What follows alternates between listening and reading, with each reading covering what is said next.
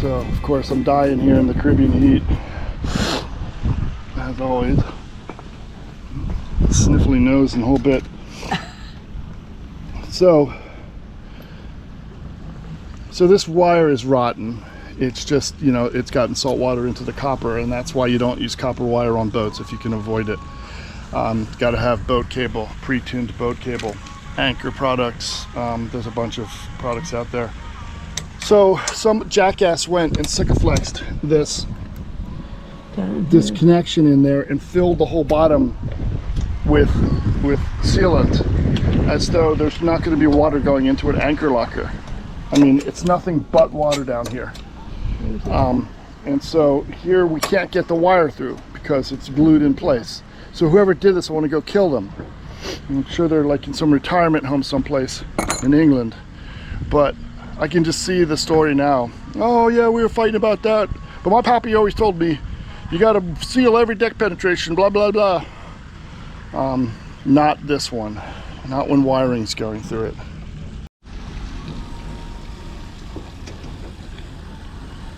It's just supposed to be a simple wiring project. Instead, we're disassembling the entire boat. Sucker is levered up and sucker flexed down.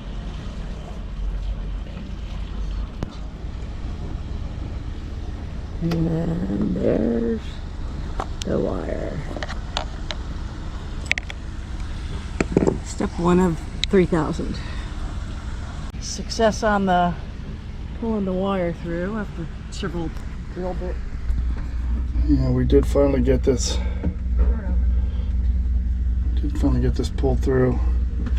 I'm going to clip a piece of the wiring off, take a look and see what the health of this wire looks like. Well, as we can see here, the health of this wire is not great. This is a good 4 feet past, maybe not 4 feet, a good 3 feet past where any type of saltwater intrusion would have happened. And I'm just not optimistic about this at all. Okay, so what I've done is I've waterproofed and shrink wrapped this as best as possible. I've got 2 shrink wrap tubes on each. I've got 1 each on the red and the black wire, covered by a third. And now I'm going to take some Sikaflex and try to put it up around this connection, because I really do not want water coming down this tube and going straight into this connection. That'll be the next way that it gets ruined, and I want to watch to make sure that doesn't happen. I could put dielectric grease in there, but I don't think that's going to last for very long.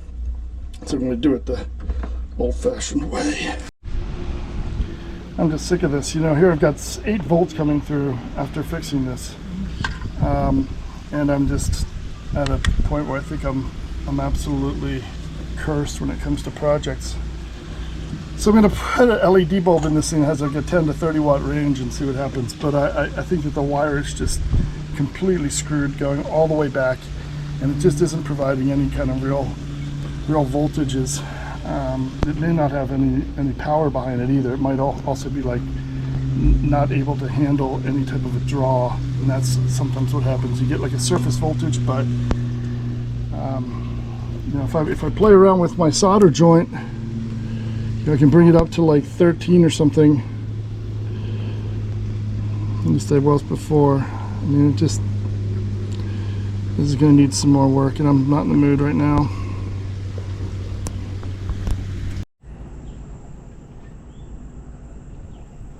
Cookie frogs in full moon. Beautiful wife in the dark. See the wife.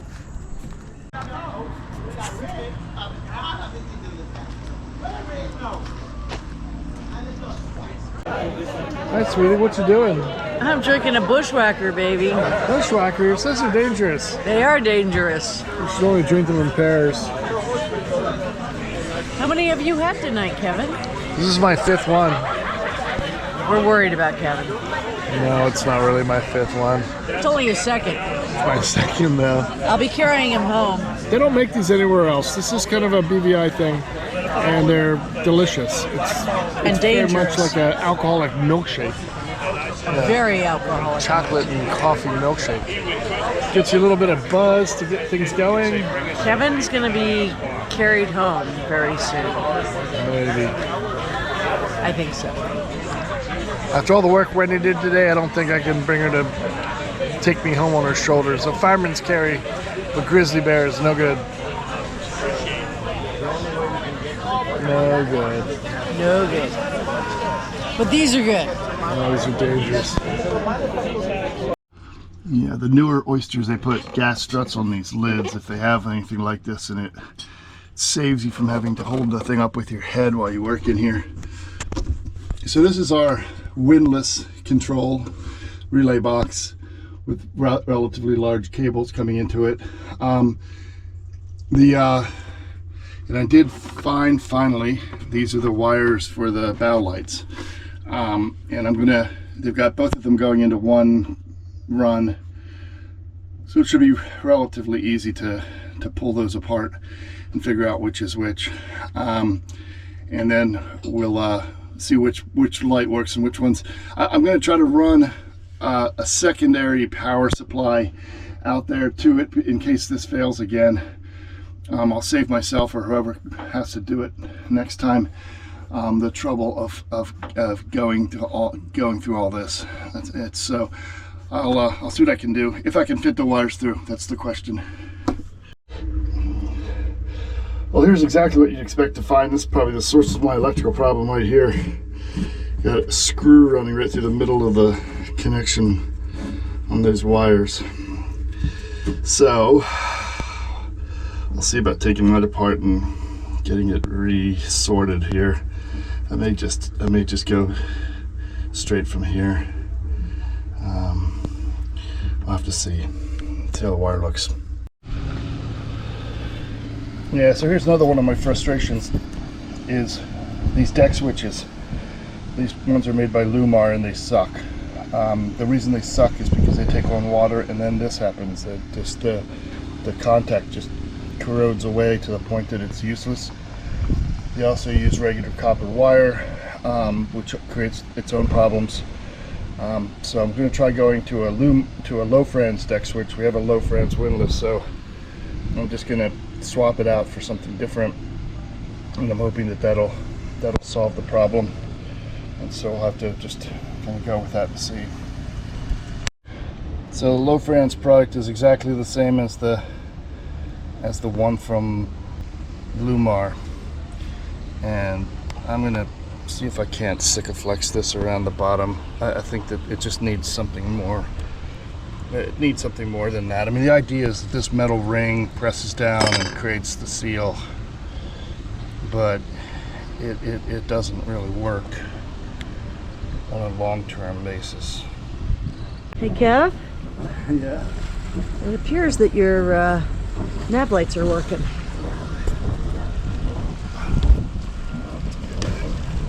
That one done. I guess that one's working, but is it facing the right way?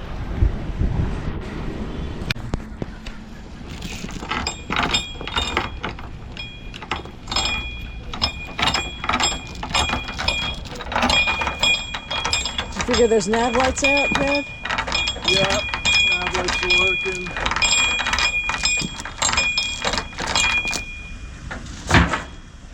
Get that deck switch in. Deck switches are in.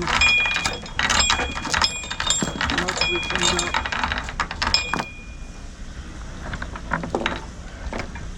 Still have to put that little plate on here. Oh, yeah.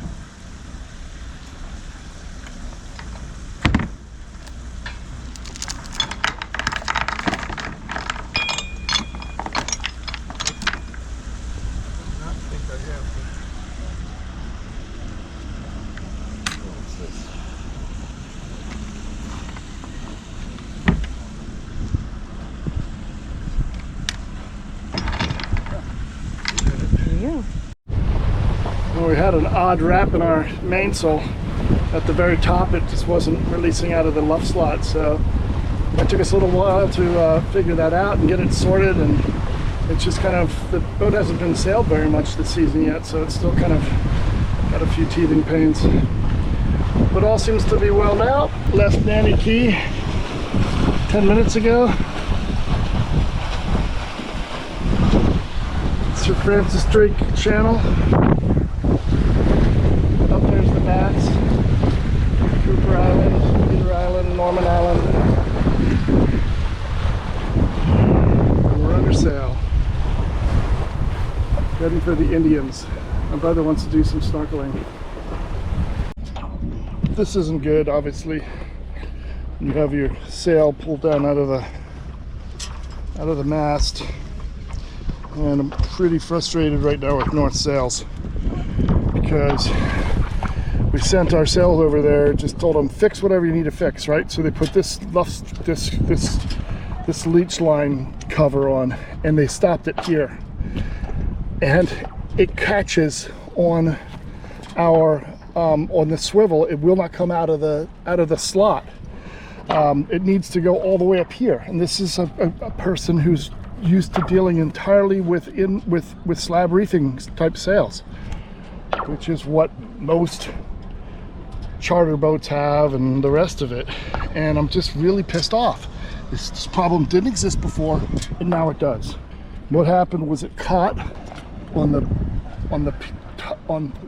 piece that hooks out here and keeps this swivel from spinning, and broke it off and literally tore it right out of that. And then the whole halyard started to wrap, so we couldn't get the sail in or out.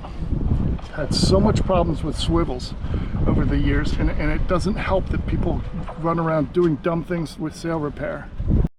However, on the plus side, we decided not to let this get in the way of having a good day, so we came out and snorkeled the Indians. And this is an area called the Indians here in the BVI.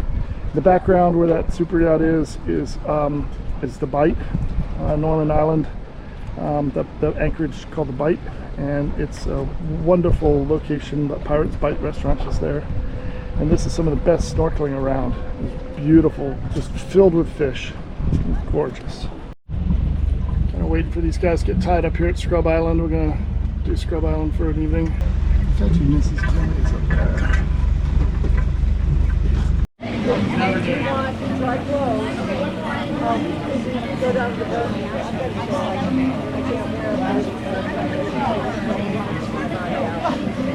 it's the old edge. the old leech line in there. Yeah. Okay. So if we took the leech line out, We can't do that. That's important. All right. Well, maybe the answer is that we just leave it go and know that it might break in with time. So this spot right here is quite thick. Yes. And then the question is, should we cover it? So I could use the adhesive, and I could use my speedy stitcher to tack it down. It's quite thick right here, and it may or may not be sticking. Yeah, well, that's catching in the luff slot for sure, and that's why we can't get that. And if we add more, it's gonna get bigger. I know. And that's probably why they ended it where they did, but yeah. And that's where the leech line attaches. They've sewn it underneath that piece of fabric. Yeah. I am just. Do we have some sail coat lube? Yeah, Let's try we do. coating the shit out of this. Yeah, we can spray it with sail coat. Rather try that. Then, I mean, we can take this off, but I'd rather not. Okay. Happy to do it either way. No, it's not. Let's just wait on it. Let's see what happens with it. But be aware that it doesn't come straight out of the luff slot like it used to. Yeah. And it is a wonderful thing that Hood gave us probably 3/4 of an inch of space for a luff slot, because a lot of the Selden rigs I see have a very, very narrow luff slot, and they have troubles with the sails jamming inside the mast even on a good day. They've done a nice job of rounding this edge and making sure that it doesn't catch, usually doesn't catch stuff as long as the sail isn't too thick. And so with an in-mast furling system, you really want to have the sail be as thin as possible. You just can't have 5 layers of fabric. It's going to be a problem if it's too thick. Anyway, I'll have to disconnect this anyway because I've got to go up to the top of the mast and confirm that the halyard is on the back side of the swivel. Now that it's out, we have no idea. The only way to do it is to get up to the top, snug up the halyard, and make sure that there's no wraps around the foil. That's the important thing. If there's a wrap around the foil, it's never going to work right. So we'll have to check on that. So I'm feeling that the threads are still good in here, as long as I can get the screw in deep enough. And if I go too deep, it'll hit the other part of the shackle and damage it. So the other part of the swivel rather, and damage it. So it's a balancing act. But I took about 0.2 of a millimeter off the plastic shim so that it will be able to be screwed totally in, and then I'm going to use some engineering adhesive that I have, which is similar, very similar to red Loctite, to hook this thing in there, because I cannot afford to have it come out again. What I've been doing is been cleaning this hole and going from having very dirty Q-tips like this to almost nothing. That's pretty clean. I think that the trick is to get all the Tef gel that was on there off, and then that'll give the engineering adhesive something to attach to. I've cleaned the threads on the bolt as well, and this is not something that you want to have release on you. Not least of which because with these windows down here, this bolt will go right through that if it drops from the top of the masthead. And that would be a true disaster. We can live with one sail, but we really probably can't live with a window broken out. Wendy's over there running the line for my bosun's chair. She'll handle that end of things. I'm being bounced around a little bit up here. This is what Scrub Island looks like. Scrub Island Resort.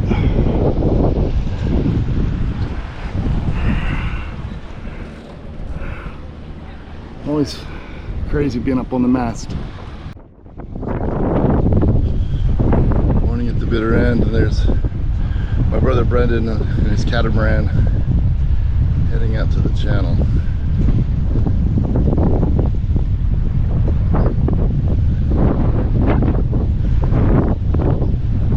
Oh, did we put the hatches down? Yes, I did. Okay, that one's open. Yeah, that one's open. Saying goodbye to Virgin Gorda, North Gorda Sound, and we're heading up to Anegada.